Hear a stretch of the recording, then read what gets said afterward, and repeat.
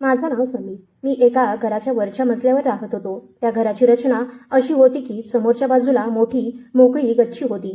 आमच्या संपूर्ण परिसरात जवळजवळ सगळीच घरं अशाच प्रकारे बांधलेली होती. एका घराची गच्ची दुसऱ्या घराला जोडलेली असल्यामुळे कुणीही सहज एका घरातून दुसऱ्या घरात जाऊ शकत होतं. संध्याकाळी मी नेहमी गच्चीवर फेरफटका मारायला जायचो. तिथून दूरवर दिसणारी घरं आणि त्यांच्यावर चाललेलं दैनंदिन आयुष्य पाहत उभा राहायचो. कुठे लहान मुलं खेळत असायची तर कुठे स्त्रिया घरची कामं करत असायच्या. उन्हाळ्याच्या रात्री अनेक जण गच्चीवरच खाटा टाकून झोपायचे. गप्पा मारत हसत खेळत ते सगळे आपल्या कुटुंबासोबत आनंदात वेळ घालवत असायचे. हे सगळं पाहिलं की माझ्याही मनात विचार यायचा, आपलं सुद्धा असं एखादं कुटुंब असावं. त्यामुळे आता मी लग्नाचा विचार करू लागलो होतो. माझं वयही तसं झालं होतं. आसपासचे लोक भेटले की एकच प्रश्न विचारायचे, समीर लग्न कधी करणार? पण माझा विचार इतरांपेक्षा वेगळा होता. अनेकांना वाटायचं ठराविक वय झालं की लग्न करून टाकावं. मात्र माझं मत असं होतं की लग्न करण्यापूर्वी माणसाकडे भरपूर पैसा असायला हवा. खरं सांगायचं तर लहानपणापासूनच मला श्रीमंत होण्याचं वेड लागलं होतं. मी गरिबीत जन्मलो होतो. घरात ना वारसा हक्काची संपत्ती होती, ना शेती, ना कुणाचा आधार. आयुष्यात मी गरिबीचे खूप कठीण दिवस पाहिले होते. असेही दिवस आले होते की खिशात 1 रुपया सुद्धा नसायचा. कदाचित म्हणूनच पैशाचं आकर्षण माझ्या मनात खोलवर बसलं होतं. जेव्हा माझ्याकडे पैसा यायला लागला तेव्हा तो आणखी वेगाने साठवायला सुरुवात केली. मात्र तो कमवण्याचा मार्ग प्रामाणिक नव्हता. मी लोकांकडून पैसे घ्यायचो आणि त्यांना भरघोस नफ्याची स्वप्न दाखवायचो. मी त्यांना सांगायचो की माझा खूप मोठा व्यवसाय आहे, त्यात पैसे गुंतवले तर त्यांचे पैसे काही महिन्यात दुप्पट होतील. सुरुवातीचे काही महिने मी त्यांना थोडाफार नफा देत राहायचो. त्यामुळे त्यांचा माझ्यावर पूर्ण विश्वास बसायचा. नंतर पुन्हा मी त्यांच्याकडे पैसे मागितले की ते कोणताही विचार न करता आधीपेक्षाही जास्त रक्कम माझ्याकडे आणून द्यायचे. काही जण आयुष्यभराची बचत आणायचे तर काही जण लपून ठेवलेला पैसा माझ्याकडे देत असायचे. हळूहळू सगळे मला मनी मास्टर म्हणून ओळखू लागले.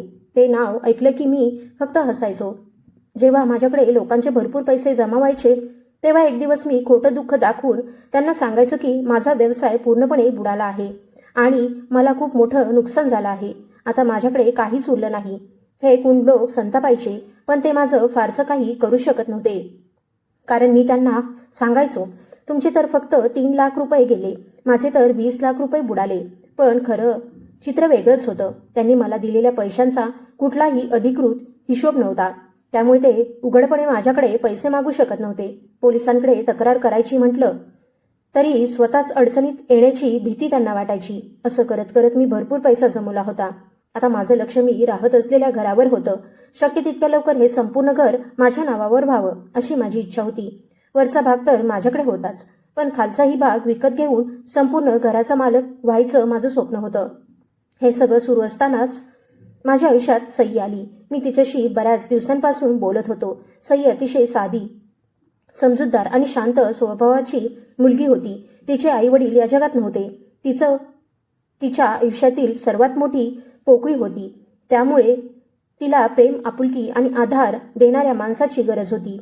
मी दिसायलाही देखणा होतो. कदाचित म्हणूनच तिच्या मनात माझ्याबद्दल आपुलकी निर्माण झाली होती. मी तिच्याशी बोलायचो तेव्हा ती माझं प्रत्येक शब्द लक्ष देऊन ऐकायची. सई बाह्य दिखाव्यापेक्षा माणसाच्या स्वभावाला आणि चारित्र्याला जास्त महत्त्व द्यायची. हे मला चांगलं माहीत होतं.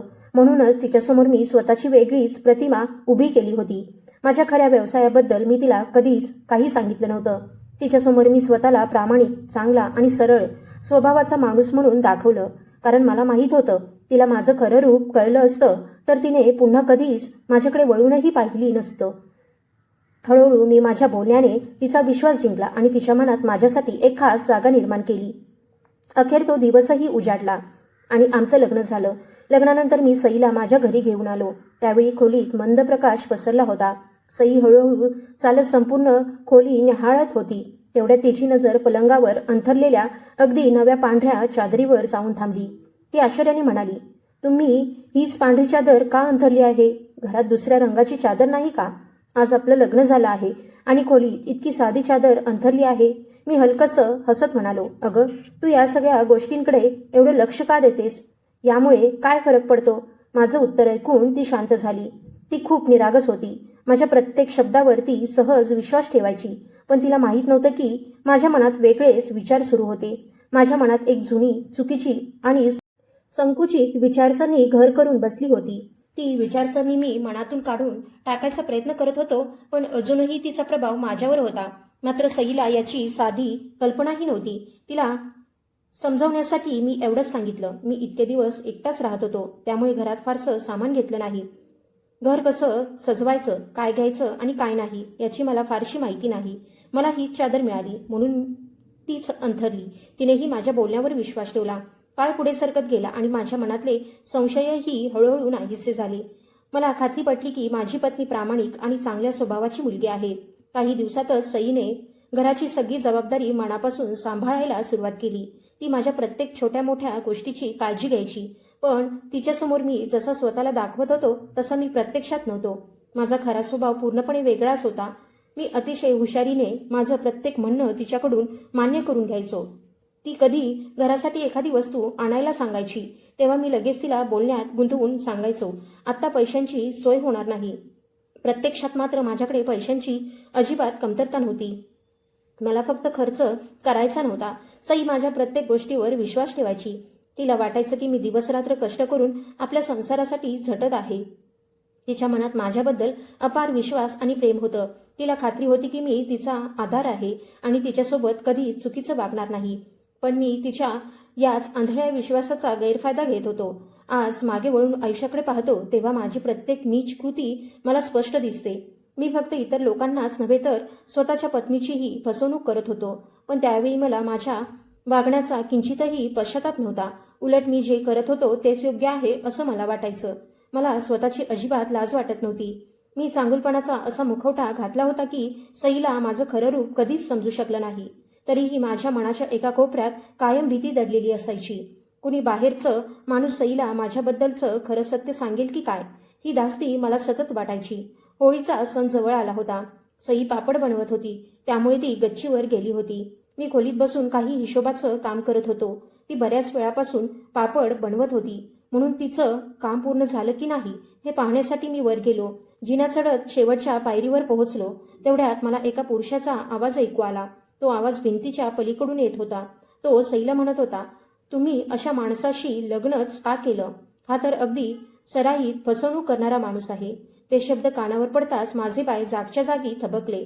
मला जबरदस्त धक्का बसला. माझ्याबद्दल असं बोलणारं हे कोण असावं हा विचार क्षणात माझ्या मनात आला. मी शांतपणे एक पायरी खाली उतरलो आणि कान देऊन पुढचं बोलणं ऐकायचा प्रयत्न करू लागलो, पण त्यानंतर एकही आवाज आला नाही. थोडा वेळ थांबल्यानंतर मी सावधपणे पुढे गेलो आणि समोर डोकावून पाहिलं. तिथे कुणीच नव्हतं. सई मात्र शांतपणे पापड बनवण्यात मग्न होती. मी आश्चर्याने आजूबाजूला पाहिलं. शेजारच्या गच्च्यांवरही नजर टाकली, पण तिथे सुद्धा कुणीच दिसलं नाही. पण चारही बाजूंना फक्त शांतता होती. तिथे मला कुणीच दिसलं नाही. मी चेहऱ्यावरचे भाव अगदी नेहमीसारखे केले आणि सईला म्हणालो, किती वेळ झाला तू या उन्हात पापड करत आहेस? चल आता खाली ये, नाहीतर तब्येत बिघडेल. ती म्हणाली, अहो अजून थोडे पापड बाकी आहेत. आता फक्त ते वाळायला ठेवायचे आहेत. तुम्ही खाली जा, मी लगेच येते. मी म्हणालो, ठीक आहे. खाली आल्यावर मात्र माझ्या डोक्यात पुन्हा त्याच विचारांची गर्दी झाली. तो आवाज नेमका कुणाचा होता आणि खरंच तिथे कुणी होतं तर क्षणात कुठे गायब झालं. बराच वेळ विचार केल्यानंतर मी स्वतःला समजावलं की कदाचित माझाच काहीतरी गैरसमज झाला असेल. मोकळ्या जागेत दूरवरचा आवाज सुद्धा अगदी जवळून आल्यासारखा वाटतो, म्हणून मी तो विचार मनातून काढून टाकायचा प्रयत्न केला.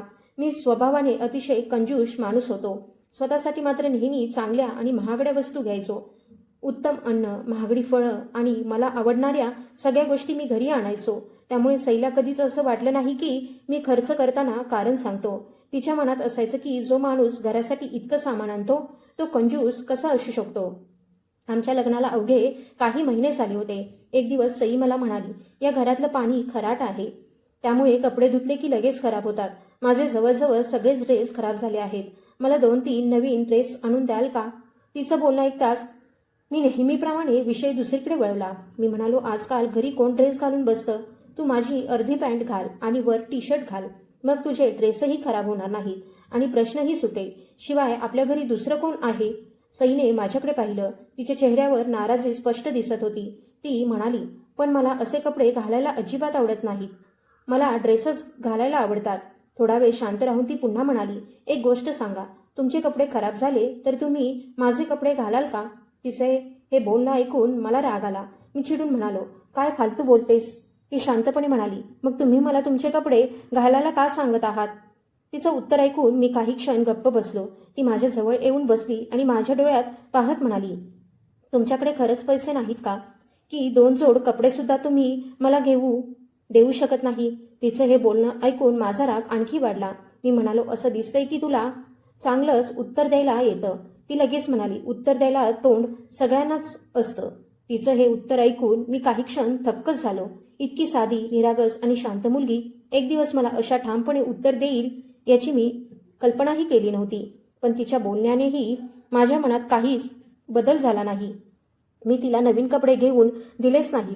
माझ्या मनात नेहमी एकच विचार असायचा, सईशी लग्न करून मला ना हुंडा मिळाला ना काही वस्तू मिळाल्या, मग तिच्यावर उगाच पैसे का खर्च करायचे? दिवस पुढे सरकत गेले आणि सई त्याच जुन्या झिजलेल्या कपड्यांत संसार करत राहिली. एखाद्या ड्रेसचं कापड इतकं पातळ व्हायचं की तो वापरणं सुद्धा कठीण व्हायचं. कधी भाया उसवल्या की त्यांना ठिगळं लावावं लागायचं, तर कधी वारंवार शिवण घालावी लागायची. तरीही ती मुकाट्याने सगळं सहन करत राहिली. तिची ही अवस्था पाहणारं ना माझ्या घरात कुणी होतं ना तिचं म्हणावं असं कुणी जवळचं माणूस होतं. आणि जरी कुणी असतं तरी त्यांचा विश्वासच बसला नसता की लग्नाला फक्त 4 महिने झाले असूनही ती अशा अवस्थेत आयुष्य जगत आहे. जणू कित्येक वर्षांपासून ती गरिबीशी झुंज देत होती. सईशी लग्न होऊन काही महिने झाले आणि माझ्या आयुष्यात दुसरीच एक स्त्री आली. मला माहीत होतं की मी चुकीचं वागत आहे, पण त्या काळात मला माझ्या स्वतःच्या इच्छा आणि स्वार्थाशिवाय दुसरं काहीच दिसत नव्हतं. ती स्त्री अतिशय देखणी होती. तिच्या बोलण्यात एक वेगळंच आकर्षण होतं. त्यामुळे तिच्यापासून स्वतःला दूर ठेवणं मला जमलंच नाही. हळूहळू आमच्यात जवळीक वाढत गेली. ती एकटीच राहत होती. मी नेहमी तिच्या घरी जाऊ लागलो. माझ्यासाठी हे सगळं अगदी नेहमीचं झालं होतं. पण घरी परतल्यावर सई मात्र आधीसारखंच माझ्यावर प्रेम करायची. माझी मनापासून काळजी घ्यायची, मला मान द्यायची, माझ्यासाठी जेवण बनवायची, माझ्या प्रत्येक गरजेची काळजी घ्यायची. आणि मी मात्र तिच्या विश्वासाच्या बदल्यात तिला फसवत होतो. दिवस असेच पुढे जात राहिले. शेवटी जे नेहमी घडतं तेच घडलं. असं म्हणतात की स्त्रीची अंतःप्रेरणा खूप तीव्र असते. तिच्या आयुष्यातील माणूस तिच्याशी प्रामाणिक नाही याची चाहूल तिला लागतेच. सईलाही तसा संशय आला. सुरुवातीला ती काहीच बोलली नाही, पण हळूहळू तिने पुरावे गोळा करायला सुरुवात केली. एक दिवस मी घरी आलो तेव्हा ती नेहमीपेक्षा खूप वेगळी वाटत होती. ती पूर्ण शांत होती आणि तिच्या चेहऱ्यावर गंभीर भाव होते. मी मात्र त्याकडे फारसं लक्ष दिलं नाही. रात्री तिने मला खोलीत बोलावलं. मी आत गेलो तेव्हा ती खुर्चीवर बसली होती. समोरच्या टेबलावर माझा मोबाईल ठेवलेला होता आणि त्याच्या शेजारी काही कागद पडले होते. ते पाहताच मी क्षणभर दचकून गेलो. तिने माझ्याकडे पाहिलं आणि गंभीर आवाजात म्हणाली, समीर बसा, मला आज तुम्हाला काही प्रश्न विचारायचे आहेत. तिचा तो स्वर ऐकताच मला सगळं समजलं. तिने एकामागोमाग एक मोबाईलमधले स्क्रीनशॉट माझ्यासमोर ठेवायला सुरुवात केली. खोलीत पूर्ण शांतता होती. ती म्हणाली, हे सगळं काय आहे? मी ते स्क्रीनशॉट पाहिले. माझे आणि त्या दुसऱ्या स्त्रीचे संदेश त्यात स्पष्ट दिसत होते. ते पाहताच मला माझ्या चुकीची लाज वाटली नाही. उलट तिने माझा मोबाईल तपासला. याचाच मला राग आला. मी मोठ्याने ओरडलो, तुझी एवढी हिंमतच कशी झाली? माझा मोबाईल का तपासलास? सई शांतपणे म्हणाली, कारण मला संशय होता आणि तो खरा ठरला. मी रागाने म्हणालो, मी पुरुष आहे. पुरुषांकडून असंच घडतं. माझं ते बोलणं ऐकताच तिच्या डोळ्यात पाणी आलं. ती थरथरत्या आवाजात म्हणाली, तुम्हाला लाजही वाटत नाही का? आपल्या लग्नाला अजून फक्त 7 महिने झाले आहेत.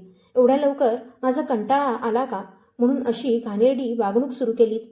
मी अगदी निष्काळजीपणे म्हणालो, तुला जे वाटतं ते समज. माझं आयुष्य आहे. मी काय करायचं ते मीच ठरवेन. तुला त्याच्याशी काय देणं घेणं? माझं उत्तर ऐकताच तिच्या चेहऱ्यावरचे भाव बदलले.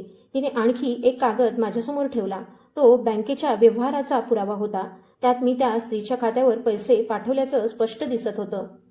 ती दुःखी स्वरात म्हणाली, मला 2 जोड कपडे घेण्यासाठी पैसे नव्हते म्हणालात, पण त्या स्त्रीला खरेदीसाठी 50,000 रुपये पाठवायला मात्र पैसे होते. तिचं बोलणं ऐकून मी गप्प बसलो. मग ती म्हणाली, तुमच्यासारख्या माणसाचा शेवट कसा होतो माहीत आहे का? तिचं ते वाक्य ऐकताच माझा राग अनावर झाला. मला वाटलं ती मला शिकवण्याचा प्रयत्न करत आहे. मी जागेवरून उठलो तर तीही उभी राहिली. रागाच्या भरात मी तिला जोरात ढकललं. सईचा तोल गेला आणि ती मागे जाऊन भिंतीवर आदळली. मोठा आवाज झाला आणि ती खाली कोसळली. मी काही क्षण तिच्याकडे पाहत उभाच राहिलो. ती अजिबात हलत नव्हती. मला वाटलं ती मुद्दाम नाटक करत असेल. मी तिला हाक मारली पण काहीच प्रतिसाद मिळाला नाही. माझी भीतीने पुरती गाळण उडाली. मी तिच्याजवळ गेलो. तिला हलवून पाहिलं पण ती शुद्धीवर येत नव्हती. माझे हातपाय थरथर कापू लागले. मी तिला लगेच उचललं आणि रुग्णालयात घेऊन गेलो. संपूर्ण वाटेत माझ्या मनात असंख्य विचारांची गर्दी झाली होती. रुग्णालयात पोहोचल्यावर डॉक्टरांनी तिला आत नेलं आणि मी बाहेर अस्वस्थपणे वाट पाहत बसलो. काही वेळाने डॉक्टर बाहेर आले. ते म्हणाले, काळजी करण्यासारखं काही नाही. त्या फक्त बेशुद्ध झाल्या होत्या. 1 तास माझ्या जीवात जीव आला. पण लगेच डॉक्टरांनी आणखी एक बातमी दिली आणि मी थक्कच झालो. ते म्हणाले, अभिनंदन, तुम्ही बाबा होणार आहात. एका क्षणात माझी भीती नाहीशी झाली आणि चेहऱ्यावर आनंद उमटला.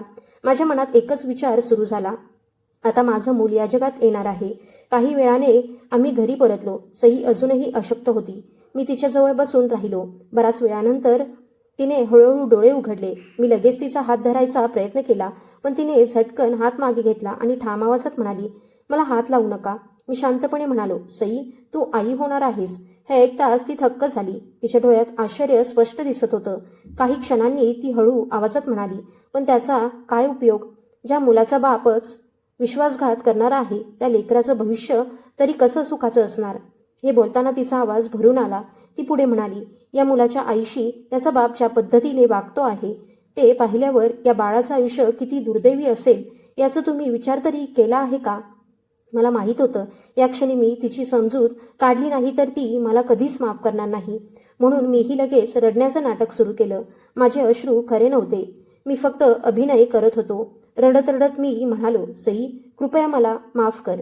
मी पुन्हा कधीच त्या स्त्रीशी बोलणार नाही. तिला एकही संदेश पाठवणार नाही. आता तू आई होणार आहेस. आपलं बाळ या जगात येणार आहे. यापुढे मी फक्त तुझी काळजी घेईन. आपल्या बाळासोबत खेळेन. त्याच्यावर मनापासून प्रेम करेन. आता माझ्यासाठी तूच सर्व काही आहेस. तू माझ्या लेकराची आई होणार आहेस. यापेक्षा मोठी गोष्ट माझ्यासाठी दुसरी नाही. मी तिच्यासमोर हात जोडले. तिची शपथ घेऊन पुन्हा अशी चूक कधीच करणार नाही असंही सांगितलं. सई शांतपणे माझं सगळं बोलणं ऐकत राहिली. मग ती म्हणाली, जर खरंच तुमचं बोलणं मनापासून असेल तर आत्ताच्या आत्ता माझ्यासमोर तिचा क्रमांक काढून टाका आणि सगळीकडून कायमचा बंद करा. मी लगेच म्हणालो, ठीक आहे, आत्ताच करतो. मी मोबाईल काढला. तिच्यासमोर तो क्रमांक काढून टाकला आणि सर्व ठिकाणी बंदही केला. सई माझ्याकडे पाहत होती. तिच्या चेहऱ्यावर आता थोडासा दिलासा दिसत होता. ती आई होणार होती. तिच्या मनात येणाऱ्या बाळाबद्दल अपार आनंद होता. कदाचित म्हणूनच ती मला पुन्हा एक संधी देत होती. पण माझं खरं रूप तिला अजूनही माहीत नव्हतं. मी खोलीबाहेर पडताच माझ्या चेहऱ्यावर कपटी हसू उमटलं. मी सरळ दुसऱ्या खोलीत गेलो. मोबाईल काढला आणि तोच क्रमांक पुन्हा जतन करून ठेवला. यावेळी मात्र तो एका पुरुषाच्या नावाने जतन केला. आता सईला माझी फसवणूक उघड करणं जवळजवळ अशक्य होतं. पुढच्या महिन्यात मी सईला पुन्हा तपासणीसाठी डॉक्टरांकडे घेऊन गेलो. सकाळची वेळ असल्यामुळे हवेत गारवा होता.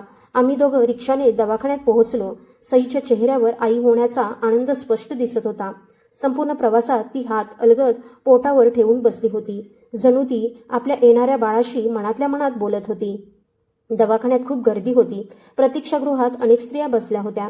काहींसोबत त्यांचे पती होते तर काहींसोबत त्यांच्या आई होत्या. भिंतीवर गरोदरपणात घ्यायची काळजी, आईचं आरोग्य आणि बाळाच्या संगोपनाविषयी माहिती देणारी अनेक चित्रफलक लावले होते. आमचा क्रमांक आल्यावर आम्ही डॉक्टरांच्या खोलीत गेलो. डॉक्टरांनी सईची तपासणी केली आणि काही प्रश्न विचारले. पण माझ्या मनात एकच विचार सतत सुरू होता. संधी मिळताच मी डॉक्टरांना विचारलं, डॉक्टर, बाळ मुलगा आहे की मुलगी हे समजू शकतं का? डॉक्टरांनी माझ्याकडे बारकाईने पाहिलं आणि शांतपणे म्हणाले, आत्ताच 3रा महिना सुरू झाला आहे. इतक्या लवकर हे समजू शकत नाही. मी म्हणालो, पण इतर देशात तर हे लवकर समजतं असं ऐकलं आहे. डॉक्टर खुर्चीला टेकून बसले आणि म्हणाले, तिथे अत्याधुनिक यंत्रसामुग्री असते पण इथे साधारणपणे 5व्या महिन्यानंतरच काही अंदाज येऊ शकतो. मी मान हलवत म्हणालो, ठीक आहे. सई शांतपणे आमचं बोलणं ऐकत होती. तपासणी पूर्ण झाल्यावर आम्ही घरी परतलो. परत येतानाही ती बराच वेळ शांत होती. घरी आल्यावर तिने मला विचारलं, तुम्हाला एवढ्या घाईने हे का जाणून घ्यायचं होतं? मी विचारलं, तुला नेमकं काय म्हणायचं आहे?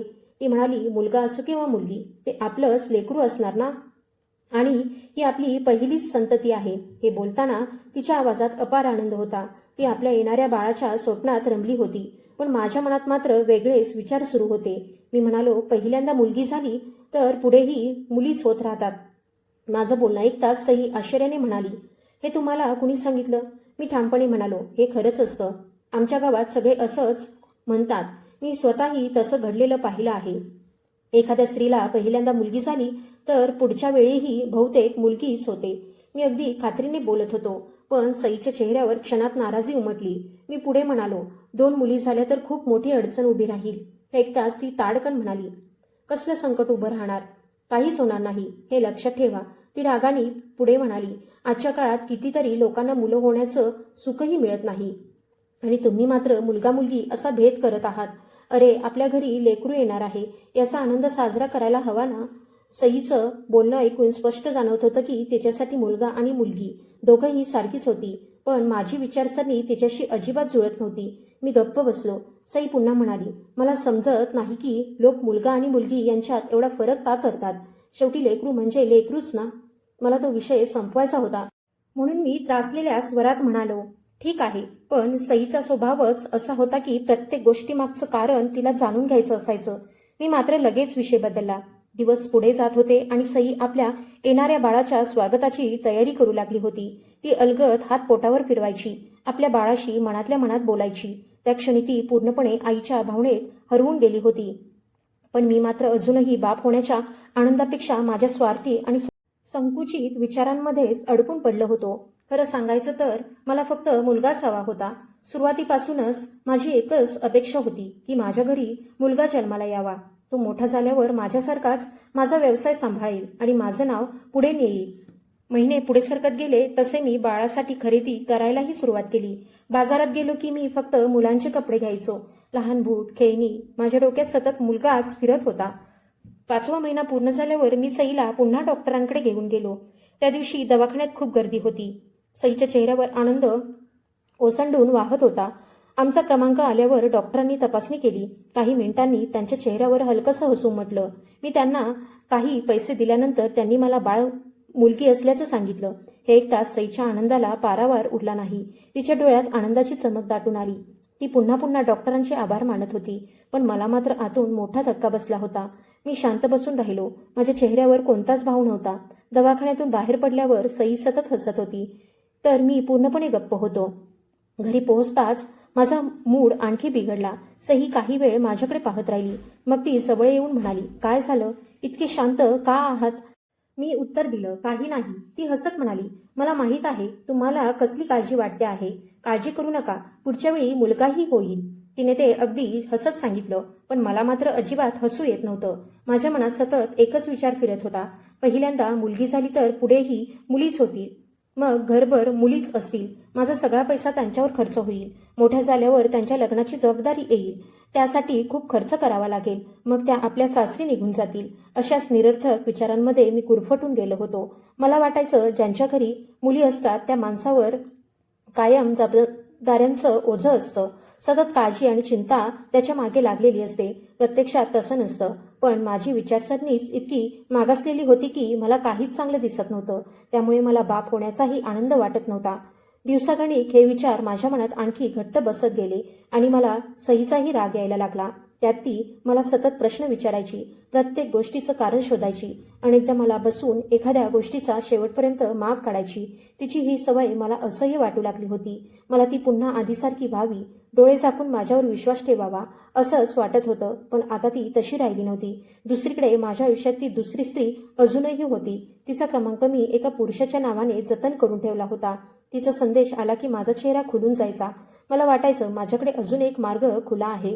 खरं तर माणसाला दुसरा पर्याय आहे असं वाटू लागलं की त्याची विचार करण्याची पद्धतच बदलते.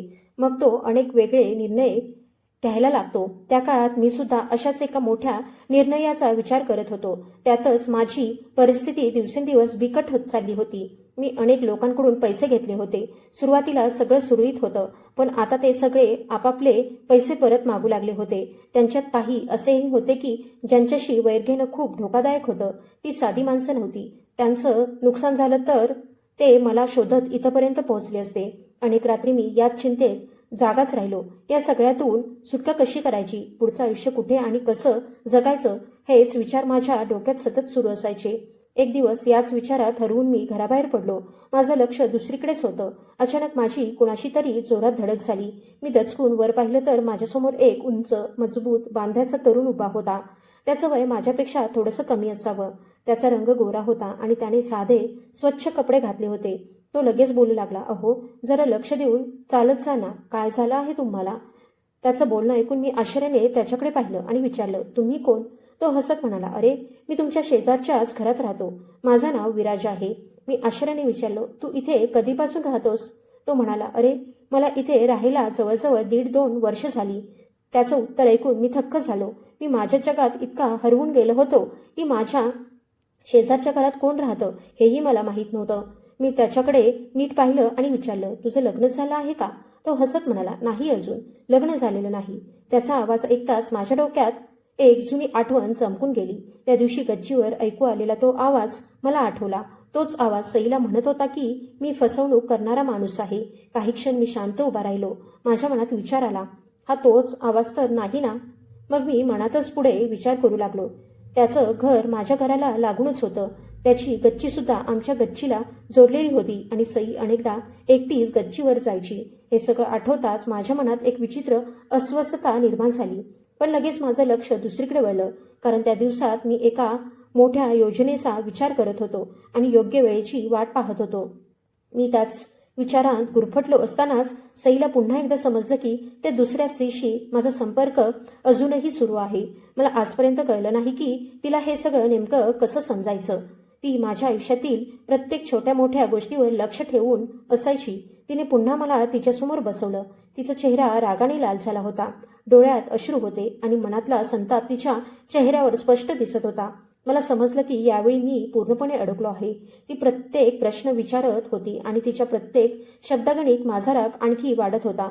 आधीच माझ्या मनात अनेक संकटं होती. लोकांनी मागितलेल्या पैशांची भीती, देश सोडून जाण्याची तयारी आणि त्यात ही नवी अडचण माझ्यासमोर उभी राहिली होती. सई मात्र सतत बोलतच होती. ती म्हणाली, "तुम्ही मला वचन दिलं होतं. माझ्यासमोर सगळं संपवलं होतं. मग पुन्हा हे का केलं?" पण त्या क्षणी तिचं एकही वाक्य माझ्या कानावर पडत नव्हतं. माझ्या डोक्यात फक्त माझी योजना सुरू होती. त्यामुळे वाद आणखी वाढत गेला. ती मोठ्याने बोलू लागली आणि क्षणात त्याचं मोठ्या भांडणात रूपांतर झालं. रागाच्या भरात मी तिला जोरात ढकललं. ती मागे जाऊन पडली आणि तिचं डोकं भिंतीवर आदळलं. क्षणात ती जमिनीवर कोसळली आणि घरभर भयानक शांतता पसरली. मी हादरून गेलो. मी तिच्याजवळ गेलो. तिला हाका मारल्या, पण सईकडून काहीच प्रतिसाद मिळाला नाही. माझ्या छातीत धडधड वाढली. हातपाय थरथर कापू लागले. आता काय करावं हेच मला सुचत नव्हतं. एकामागोमाग एक भीतीदायक विचार मनात येऊ लागले. जर मी तिला अशा अवस्थेत रुग्णालयात नेलं तर सगळ्यांचे प्रश्न माझ्यावरच येतील. काय झालं, कसं झालं हे विचारलं जाईल. कदाचित पोलिसही येतील. आधीच माझ्या आयुष्यात इतक्या अडचणी होत्या. त्या भीतीत आणि गोंधळात मी सतत चुकीचे निर्णय घेत होतो. मी खोलीत इकडून तिकडे फेऱ्या मारत होतो. तेवढ्यात माझी नजर घराच्या कोठारात ठेवलेल्या एका जुन्या मोठ्या लोखंडी पेटीकडे गेली. ती माझ्या वडिलांच्या काळापासून घरात होती. खूप जड होती आणि अनेक वर्षांपासून तिचा काहीच उपयोग झाला नव्हता. पूर्ण गोंधळलेल्या अवस्थेत मी कसंबसं सईला त्या पेटीत ठेवून दिलं आणि तिच्यावर काही जुनं सामान रचून ठेवलं. त्यावेळी माझ्या डोक्यात एकच विचार होता, कसंही करून इथून निघून जायचं. मी घाईघाईने खाली आलो. घरभर पूर्ण शांतता होती. ज्या घरात कधी काळी सईचा आवाज घुमायचा, जिथे ती माझ्याशी वाद घालायची, आपल्या भविष्याची स्वप्न रंगवायची, ते घर आता अगदी ओसाड वाटत होतं. मी बाहेरून घराला कुलूप लावलं आणि तिथून निघून गेलो. पुढचे काही दिवस एका मित्राच्या घरी राहिलो. त्या काळात देश सोडून जाण्याची सगळी तयारी पूर्ण केली. प्रत्येक दिवसागणिक माझी अस्वस्थता वाढत होती. तरीही मनाच्या एका कोपऱ्यात मला असं वाटत होतं की एकदा हा देश सोडला की माझ्या सगळ्या अडचणी कायमच्या मागे राहतील. तिथे राहत असताना मला प्रत्येक क्षणी भीती वाटायची. कधी पोलीस येतील की काय? कुणी मला शोधून काढेल की काय? ज्यांचे पैसे माझ्याकडे होते ते माझ्या मागावर येतील की काय? असे असंख्य विचार सतत मनात यायचे. पण जसजसा वेळ पुढे सरकत गेला तसतशी माझी भीती कमी होऊ लागली, कारण माझी सगळी कागदपत्र जवळजवळ तयार झाली होती. आता मी त्या सगळ्यांपासून खूप दूर जाणार होतो. ना माझ्या परिसरातले लोक माझ्यापर्यंत पोहोचू शकणार होते, ना ज्यांचे पैसे मी बुडवले होते ते मला शोधू शकणार होते. माझ्या मनात एकच विचार होता, सईचं प्रकरण आता कायमचं संपलं आहे. माझा भूतकाळ मी खूप मागे टाकून आलो आहे. पण मला माहीत नव्हतं काही गोष्टी माणसाचा खूप दूरपर्यंत पाठलाग करत राहतात. मी माझ्या परिसरात अशी अफवा पसरवली होती की सई कुणासोबत तरी घर सोडून निघून गेली आहे. तिच्याबद्दल कुणी चौकशी करू नये, तिला शोधण्याचा प्रयत्न करू नये म्हणून मुद्दाम सगळ्यांच्या मनात मी हाच समज निर्माण केला. यासाठी मी माझ्या ओळखीच्या एका माणसाची मदत घेतली. त्याच्याकडे माझे काही आर्थिक व्यवहार बाकी होते. मी त्याला काही पैसे पाठवले. त्यानंतर त्याचा मला फोन आला. तो आश्चर्याने म्हणाला, अरे तू अचानक कुठे गेलास? मी खोल श्वास घेतला आणि दुःखी आवाजात म्हणालो, माझी बायको दुसऱ्या कुणासोबत घर सोडून गेली. त्यानंतर त्या ठिकाणी माझं मनच रमेना म्हणून मी हा देश सोडून चाललो आहे. त्याने माझ्याबद्दल सहानुभूती व्यक्त केली आणि तिथे संभाषण संपलं. मला माहीत होतं अशा गोष्टी जास्त काळ लपून राहत नाहीत, त्या वाऱ्यासारख्या सगळीकडे पसरतात. तसंच झालं. दरम्यान माझी सगळी कागदपत्र तयार झाली. मी विमानात बसलो आणि अनेक दिवसांनी पहिल्यांदाच मोकळा श्वास घेतला. विमान आकाशात झेपावलं तसं खालचं शहर हळूहळू लहान होत गेलं. सगळं मागे पडत होतं. या शहरात मी भरपूर पैसा कमावला होता. अनेक लोकांची फसवणूक केली होती, नाती जोडली होती आणि तीच नाती स्वतःच्या हाताने मोडलीही होती. पण आता ते सगळं कायमचं मागे राहणार होतं. त्यानंतर मी दुबईमध्ये राहू लागलो. सुरुवातीचे काही वर्ष मी फक्त पैसा कमवण्यातच गुंतून गेलो. पण जसजसा काळ पुढे गेला तसतसं माझ्यात बदल होऊ लागले. माणूस कायम एकसारखा राहत नाही, हे खरंच आहे. माझ्या बाबतीतही तसंच घडलं. माझ्या मनात सतत एक वेगळीच घालमेल सुरू झाली. एकेकाळी पैशाशिवाय काहीच न दिसणारं आणि दगडासारखं कठोर झालेलं मन हळूहळू मऊ होऊ लागलं. रात्री झोप लागत नसे. जुन्या आठवणी डोळ्यांसमोर तरळू लागायच्या. एकटं बसलो की गेलेले दिवस पुन्हा जिवंत व्हायचे. त्या सगळ्या आठवणींमध्ये एक चेहरा मात्र वारंवार समोर यायचा, तो म्हणजे सईचा. मी देवाकडे तिच्यासाठी क्षमा मागायचो, पण प्रत्येक वेळी मनातून एकच प्रश्न पुढे यायचा, तिची चूक तरी काय होती? ती वाईट पत्नी नव्हती. तिला फक्त सत्य जाणून घ्यायचं होतं. तिला तिचा संसार वाचवायचा होता. मग तिच्यासोबत एवढं भयंकर का घडलं? हा प्रश्न मला आतून पोखरू लागला. आयुष्यात पहिल्यांदाच मला स्वतःची लाज वाटू लागली. मी ठरवलं, एक दिवस मी भारतात परत जाईन. सगळ्यांसमोर माझा गुन्हा कबूल करीन. मला जी शिक्षा मिळेल ती मनापासून स्वीकारेन आणि शिक्षा पूर्ण झाल्यानंतर आयुष्याने पुन्हा एक संधी दिली तर नव्याने जगायला सुरुवात करीन. असे विचार करत करत 10 वर्ष कधी निघून गेली ते कळलंच नाही. अखेर तो दिवस आला आणि मी भारतात परतलो. विमानातून खाली उतरताच माझं हृदय जोरात धडधडू लागलं. एवढ्या वर्षात शहर बदलतात, माणसं बदलतात. कधीकधी स्वतःचाही चेहरा अनोळखी वाटू लागतो. मी सरळ माझ्या जुन्या घराकडे निघालो. हेच ते घर होतं जिथे माझ्या आयुष्यातलं सर्वात मोठं गुपित लपलेलं होतं. घर पाहताच माझ्या मनात एक विचित्र भावना दाटून आली. भिंतींचा रंग उडाला होता. दारं आणि खिडक्यांवर धुळीचा जाड थर साचला होता. अनेक वर्ष कुणी त्या घराकडे फिरकलंच नाही असं वाटत होतं. मी कुलूप उघडलं, दार किरकिरत उघडलं आणि आत पूर्ण ओसाडपणा जाणवला. बंद घराचा कुबट वास हवेत पसरला होता. सगळीकडे धूळच धूळ होती. मी लगेच साफसफाई करणाऱ्या माणसाला बोलावलं आणि संपूर्ण घर स्वच्छ करायला सांगितलं. त्याने काम सुरू केलं. जुने सामान एका बाजूला काढून ठेवू लागला. संध्याकाळपर्यंत वरचा मजला बराच स्वच्छ झाला होता. मी काही आवश्यक वस्तू आणण्यासाठी बाजारात गेलो. खाण्यापिण्याचं सामान घेतलं आणि परत येऊन स्वयंपाकघरात ठेवू लागलो. मला कल्पनाही नव्हती की माझ्या परतण्याची बातमी संपूर्ण परिसरात पसरली आहे. काही दिवसातच सगळीकडे चर्चा सुरू झाली की समीर परत आला आहे. आठवडाभरानंतर दुपारच्या सुमारास दारावर जोरात ठोका पडला. मी दार उघडलं तर बाहेर अनेक जण उभे होते. त्यांच्यापैकी काही चेहरे मला ओळखीचे वाटले. हे तेच लोक होते ज्यांच्याकडून मी अनेक वर्षांपूर्वी पैसे घेतले होते. काही जण आता म्हातारे दिसत होते. काहींचे केस पूर्ण पांढरे झाले होते, पण त्यांच्या चेहऱ्यावरचा राग अजूनही तसाच होता. त्यांच्यापैकी एक जण पुढे आला आणि म्हणाला, तुला काय वाटलं आम्ही आमचे पैसे विसरून जाऊ? लगेच दुसरा मोठ्याने म्हणाला, इतक्या वर्षांनी परत आलास, दिसतंय भरपूर पैसा कमावून आलायस. आता आमचे पैसे परत कर. क्षणात सगळे एकाच वेळी बोलू लागले. प्रत्येक जण आपापल्या पैशांचा हिशोब मागत होते. मी मात्र शांतपणे त्यांच्याकडे पाहत राहिलो. मग हळू आवाजात म्हणालो, सगळ्यांनी आधी माझं एक बोलणं ऐका. त्यानंतर मी तुमचे पैसे परत करण्याच्या लायकीचा आहे की नाही ते तुम्ही ठरवा. माझं बोलणं ऐकताच सगळे शांत झाले. एक जण रागाने म्हणाला, नेमकं काय सांगायचं आहे? मी खोल श्वास घेतला आणि म्हणालो, मी या गावातून जाताना एक फार मोठा गुन्हा करून गेलो होतो. आज तो गुन्हा मी तुमच्यासमोर मान्य करणार आहे. ते एकमेकांच्या चेहऱ्याकडे पाहू लागले. काही क्षण पूर्ण शांतता पसरली. मग एकाने विचारलं, नेमकं काय म्हणायचं आहे तुला? मी काहीच बोललो नाही. शांतपणे वळलो आणि जिन्याकडे चालू लागलो. ते सगळेही माझ्या मागोमाग वर आले. आम्ही गच्चीवर पोहोचलो. मी त्यांना गच्चीच्या एका कोपऱ्यात घेऊन गेलो. जिथे अनेक वर्षांपूर्वी ती जुनी लोखंडी पेटी ठेवली होती. आता तिची अवस्था खूपच खराब झाली होती. सर्वत्र गंज चढला होता. कडा तुटल्या होत्या आणि तिच्यावर धुळीचा जाड थर साचला होता. सगळे आश्चर्याने त्या पेटीकडे पाहत उभे राहिले. एक जण अधीरपणे म्हणाला, हे सगळं काय आहे आणि आम्हाला इथे का आणलं आहेस? मी त्या पेटीसमोर उभा राहिलो. माझे हात थरथरत होते. मी फक्त तिच्या झाकणाकडे बोट दाखवलं. ते पुन्हा म्हणाले, काहीतरी बोल ना. त्यांना वाटत होतं की मी आता त्यांचे पैसे काढून देणार आहे.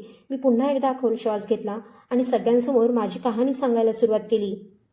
सई आई होणार असताना मी तिचा विश्वासघात कसा केला, तिच्यावर कसा अन्याय केला. आमच्यात वाद झाला आणि रागाच्या भरात मी तिला ढकललं. त्यानंतर भीतीपोटी मी तिला या पेटीत लपवून ठेवलं. हे सगळं सांगताना माझा आवाज भरून आला. 10 वर्षांचं ओझं त्या क्षणी माझ्या मनावरून उतरू लागलं होतं. मी म्हणालो, मी खूप मोठा गुन्हेगार आहे. आज मी माझा गुन्हा तुमच्यासमोर मान्य करतो. कृपया मला पोलिसांच्या ताब्यात द्या. मला जी शिक्षा मिळेल ती मी मनापासून स्वीकारेन. माझं बोलणं संपताच पुन्हा एकदा शांतता पसरली. सगळे माझ्याकडे अविश्वासाने पाहत होते. मी काय बोललो यावर कुणाचाच विश्वास बसत नव्हता. मी थरथरत्या पावलांनी त्या पेटीकडे चालत गेलो. गंजलेल्या कुलपाला हात लावला तर ते आधीच तुटलेलं होतं. इतक्या वर्षात लोखंड पूर्ण कमकुवत झालं होतं. मी हळूहळू झाकण उघडायला सुरुवात केली. माझ्या छातीतील धडधड इतकी वाढली होती की मला स्वतःलाच तिचा आवाज स्पष्ट ऐकू येत होता. माझ्या मनात एकच विचार होता, हे झाकण उघडल्यानंतर माझं आयुष्य कायमचं बदलून जाईल. झाकण किरकिरत वर उचललं आणि समोरचं दृश्य पाहून माझे डोळे विस्फारले. माझा कसा कोरडा पडला.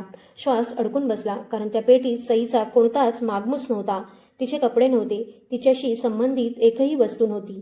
10 वर्षांपूर्वीच्या त्या भीषण घटनेचा एकही पुरावा नव्हता. उलट त्या पेटीत 4ही बाजूंनी नोटांची बंडलं भरलेली होती. इतका पैसा होता की पेटी अगदी काठोकाठ भरली होती. माझ्या आजूबाजूला उभ्या असलेल्या लोकांनी आत डोकावून पाहिलं आणि त्यांच्या डोळ्यात चमक आली. अचानक एक जण मोठ्याने ओरडला, अरे, हे तर आपलेच पैसे आहेत. म्हणजे तू आमच्याशी खेळ करत होतास. दुसरा लगेच म्हणाला, मी आधीपासून सांगत होतो, हा परत येईल तेव्हा रिकाम्या हाताने येणार नाही. आणि पुढच्या क्षणी संपूर्ण जमाव त्या पेटीवर तुटून पडला. कुणी एक बंडल उचललं, कुणी 2, तर कुणी त्याहूनही जास्त. काही क्षणात तिथे अक्षरशः लुटालूट सुरू झाली. मी स्तब्ध उभा राहिलो. मी वारंवार ओरडत होतो, थांबा, आधी माझं ऐका, कृपया थांबा. पण आता माझं ऐकायला कुणाकडेही वेळ नव्हता. 10 वर्षांपूर्वीच्या पैशांचा हिशेब त्यांच्यासमोर पडला होता. प्रत्येकजण आपापला हिस्सा उचलण्यात गुंतला होता. कुणी नोटा मोजत होतं, कुणी खिशात भरत होतं, तर कुणी पिशवीत टाकत होतं. काही वेळातच ती पेटी पूर्ण रिकामी झाली. त्यानंतर त्यांनी आपापसात हिशेब लावायला सुरुवात केली. ज्याचे जितके पैसे होते त्याने तितकीच रक्कम घेतली. कुणी थोडी कमी घेतली तर कुणी आपल्या वाट्याचे पैसे उचलून निघून गेला. मी मात्र जागच्या जागी उभा राहिलो. माझा मेंदू जणू पूर्णपणे सुन्न झाला होता. थोड्याच वेळात त्यांच्यापैकी एक जण माझ्या जवळ आला. त्याने माझ्या खांद्यावर हात ठेवला आणि म्हणाला, समीर, तुझे आभार. अखेर तू आमचे पैसे परत केलेस. आम्हाला वाटलं होतं तू कायमचा पळून गेलास. आम्ही तुला खूप वाईट माणूस समजत होतो. पण आमचा समज चुकीचा ठरला. दुसरा जण हसत म्हणाला, अरे, आता पुन्हा तुझा व्यवसाय सुरू कर. आम्ही पुन्हा तुझ्याकडे पैसे गुंतवू. त्यांचं बोलणं ऐकताच सगळे मोठ्याने हसू लागले. मग एकामागून एक तिथून निघून गेले. मी वारंवार त्यांना हाक मारत होतो, अहो, थांबा, आधी माझं बोलणं तरी ऐका. पण त्यांचं काम झालं होतं. आता त्यांना माझं काहीच ऐकायचं नव्हतं. काही क्षणात गच्ची पूर्ण रिकामी झाली. तिथे फक्त मी आणि ती रिकामी लोखंडी पेटी उरली. मी काही वेळ तसाच स्तब्ध उभा राहिलो. अचानक माझ्या मनात विजयसारखा एक विचार चमकून गेला. एवढे पैसे आले कुठून? मी तर इतकी मोठी रक्कम घेऊन आलोच नव्हतो. मी धावत खाली आलो. माझे हात थरथरत होते. मी लगेच मोबाईल काढला, बँकेचं ॲप उघडलं आणि खात्यातील शिल्लक पाहिली. स्क्रीनवर दिसलेली रक्कम पाहताच माझ्या पायाखालची जमीन सरकली. माझ्या खात्यात 1 कोटी रुपये असायला हवे होते. पण आता तिथे फक्त काहीच रुपये उरले होते. मी पुन्हा स्क्रीनकडे पाहत होतो. कदाचित मला चुकीचं दिसत असेल, जाळ्यात काही अडचण असेल असं वाटत होतं. पण सत्य वेगळंच होतं. खात्यातून प्रचंड मोठी रक्कम नाहीशी झाली होती. मी घाईघाईने व्यवहारांची नोंद उघडली. त्यात मोठमोठ्या रकमेचे अनेक व्यवहार दिसत होते. संपूर्ण रक्कम खात्यातून काढली गेली होती. मी स्वतःशीच पुटपुटलो, हे सगळं कसं शक्य आहे? हे कुणी केलं? माझं खातं कुणीतरी फोडलं का? एका मागोमाग एक प्रश्न माझ्या मनात येत होते. पण जर हे पैसे माझ्या खात्यातून गेले होते तर ते त्या पेटीपर्यंत कसे पोहोचले? आणि तेही अगदी प्रत्येकाच्या हिशोबा एवढेच. जितका विचार करत होतो तितकाच गोंधळ वाढत होता. माझं डोकं ठणकायला लागलं. छातीत धडधड वाढली, डोळ्यांसमोर अंधारी यायला लागली आणि अचानक मला भोवळ आली. मी तिथेच जमिनीवर कोसळलो. जेव्हा शुद्ध आली तेव्हा रात्र झाली होती. घरभर काळोख पसरला होता. दूरवर कुठेतरी कुत्र्यांच्या भुंकण्याचा आवाज येत होता. मी अजूनही जमिनीवरच पडलो होतो. काही क्षण मला आपण कुठे आहोत हेच समजलं नाही. मग माझी नजर मोबाईलकडे गेली. स्क्रीन उजळताच बँकेचा तोच संदेश पुन्हा समोर आला. तेच व्यवहार, तीच रक्कम. क्षणात सगळं आठवलं. मी ढसाढसा रडू लागलो. ही माझ्या 10 वर्षांच्या कमाईची रक्कम होती. आयुष्यभरासाठी साठवलेला पैसा एका दिवसात नाहीसा झाला होता. मी रडत रडत एकच विचार करत राहिलो, हे सगळं नेमकं कसं घडलं? माझ्या खात्यातले पैसे त्या पेटीत गेलेच कसे? मी तर असा एकही व्यवहार केला नव्हता. मी लगेच बँकेच्या मदत क्रमांकावर फोन लावला. बराच वेळ तपास केल्यानंतर तिकडून उत्तर आलं, साहेब, आमच्या नोंदीनुसार हे व्यवहार तुमच्या खात्यातूनच झाले आहेत. मी मोठ्याने ओरडलो, नाही, हे मी केलं नाही. तुम्ही चुकीचं बोलत आहात. त्यावर तो म्हणाला, साहेब, आमच्या नोंदीनुसार प्रत्येक व्यवहारासाठी तुमच्याकडून परवानगीचा संकेत वापरण्यात आला आहे. तो संकेत दिल्यानंतरच व्यवहार पूर्ण झाले आहेत. मी पुन्हा ठामपणे म्हणालो, पण मी असं काहीच केलं नाही. थोड्याच वेळात त्यांनी सगळी माहिती माझ्या मोबाईलवर पाठवली. मी डोळे विस्फारून प्रत्येक तपशील पाहत बसलो. प्रत्येक नोंदीत स्पष्ट दिसत होतं की व्यवहार माझ्याच परवानगीनंतर झाले होते. मी दोन्ही हातांनी डोकं धरून बसलो. आता मला पैशांचं दुःख कमी आणि या सगळ्या मागचं गूढ जास्त भयावह वाटू लागलं होतं. हे नेमकं घडलं तरी कसं? ती रात्र मी पूर्ण जागाच होतो. कधी मोबाईलकडे पाहत बसायचो तर कधी रिकाम्या भिंतींकडे. माझ्या मनात एकच प्रश्न सतत घुमत होता, माझ्या खात्यातून पैसे कुणी काढले आणि ते त्या पेटीत पोहोचले कसे? जर हे कुणाचं काम असेल तर तो माणूस कोण होता? सकाळ होताच मी थकलेल्या पावलांनी घराबाहेर पडलो. गल्लीत पूर्ण शांतता होती. तेवढ्यात माझी नजर समोर गेली. तिथे काही दिवसांपूर्वी भेटलेला तोच तरुण उभा होता. विराज. हो, तोच विराज, जो अनेक वर्षांपासून माझ्या शेजारी राहत होता. पण आज तो एकटा नव्हता. त्याच्या शेजारी साधारण 10 वर्षांची एक मुलगी उभी होती. तिच्याकडे पाहताच मी स्तब्ध झालो. तिचा चेहरा माझ्याशी खूप मिळता जुळता वाटत होता. मी तिच्याकडे बारकाईने पाहू लागलो. मग माझी नजर तिच्या डोळ्यांवर गेली. ते डोळे अगदी सईसारखे होते. माझे पाय आपोआप त्यांच्या दिशेने चालू लागले. माझे ओठ कोरडे पडले होते. मी थरथरत्या आवाजात विचारलं, हे सगळं काय आहे? विराजने माझ्याकडे पाहिलं. त्याच्या चेहऱ्यावर ना राग होता ना हसू, फक्त एक गंभीर शांतता होती. विराज शांतपणे म्हणाला, तू सईला त्या अवस्थेत सोडून गेला तेव्हा ती अजून जिवंत होती. ऐकताच माझ्या पायाखालची जमीन सरकली. विराज पुढे म्हणाला, त्या रात्री मला तिचा क्षीण आवाज ऐकू आला. मी लगेच गच्चीवर आलो. काहीतरी विचित्र घडलं आहे असं जाणवलं. शोधत शोधत मी त्या जुन्या लोखंडी पेटीजवळ पोहोचलो. खूप प्रयत्नांनी ती उघडली आणि आत सईला पाहिलं. ते दृश्य पाहून माझ्या डोळ्यात पाणी आलं. मी क्षणाचाही विलंब न करता तिला रुग्णालयात घेऊन गेलो. तिच्या डोक्याला गंभीर दुखापत झाली होती. तिची प्रकृती खूपच नाजूक होती. तब्बल 3 महिने ती रुग्णालयात दाखल होती. डॉक्टरांनी अनेक प्रकारचे उपचार केले. विविध यंत्रांच्या मदतीने तिला जिवंत ठेवण्याचा आटोकाट प्रयत्न केला. त्या काळात तिच्या पोटातल्या बाळालाही वाचवण्यात यश आलं. विराज काही क्षण शांत राहिला. मग खोल श्वास घेत तो म्हणाला, पण सईला वाचवता आलं नाही. हे शब्द ऐकताच माझ्या हात काहीतरी कायमचं तुटलं. माझ्या डोळ्यांसमोर सईचा चेहरा तरळला. तिचं निरागस हसू, तिचा साधा स्वभाव, माझ्यावर मनापासून प्रेम करणारी ती स्त्री, आणि तिच्या वाटेला मी फक्त दुःखच दिलं. विराजने त्या मुलीच्या डोक्यावरून प्रेमाने हात फिरवला आणि म्हणाला, जाण्यापूर्वी सईने तिच्या मुलीची जबाबदारी माझ्यावर सोपवली होती. तेव्हापासून मीच तिला वाढवत आहे. मी पुन्हा त्या छोट्या मुलीकडे पाहिलं. ती माझीच मुलगी होती, माझं रक्त, माझाच अंश, जिच्या जन्माची बातमी ऐकून मला आनंद झाला नव्हता. उलट तिचा जन्म होण्यापूर्वीच मी तिचा तिरस्कार करायला लागलो होतो. आज ती माझ्यासमोर उभी होती, इतकी निरागस की तिला कदाचित हेही माहिती नव्हतं. तिच्यासमोर उभा असलेला माणूस तिचा जन्मदाता आहे. विराज पुढे म्हणाला, आणि तुझ्या खात्यातून गेलेल्या पैशांबद्दल बोलायचं झालं तर हो, ते सगळं मीच केलं. तू परत आलास हे मला समजलं होतं. मीच तुला बेशुद्ध केलं आणि सगळे पैसे त्या पेटीत ठेवले. तो माझा बदला होता. त्या क्षणी माझ्यात वाद घालण्याची, राग व्यक्त करण्याची किंवा स्वतःचं समर्थन करण्याची ताकदच उरली नव्हती. कारण मला ठाऊक होतं, खरा गुन्हेगार मीच होतो. मी मान खाली घातली. माझ्या डोळ्यांतून अश्रू वाहू लागले. माझी नजर पुन्हा माझ्या मुलीकडे गेली. मनापासून वाटलं तिला एकदा जवळ घ्यावं, पण लगेच जाणवलं त्या अधिकारालाही मी कायमचा मुकलो आहे. मी शांतपणे वळलो आणि तिथून निघून आलो. आज मी पुन्हा दुबईत राहतो आहे. नंतर मी ते जुनं घर मालकाकडून विकत घेतलं आणि ते माझ्या मुलीच्या नावावर केलं. निदान तिच्यासाठी काहीतरी करता यावं. वडील म्हणून माझं एखादं कर्तव्य तरी पूर्ण करता यावं एवढीच माझी इच्छा होती. पण सत्य इतकंच आहे की काही चुका अशा असतात ज्यांचा पश्चाताप आयुष्यभर केला तरी तो अपुरा पडतो. आता माझ्या आयुष्यात पुन्हा कुणी जोडीदार येणार नाही आणि आला तरी तो सईसारखा कधीच असू शकणार नाही. कारण खरं प्रेम प्रत्येकाच्या आयुष्यात पुन्हा पुन्हा येत नाही. मी माझ्या हातांनीच ते कायमचं गमावलं.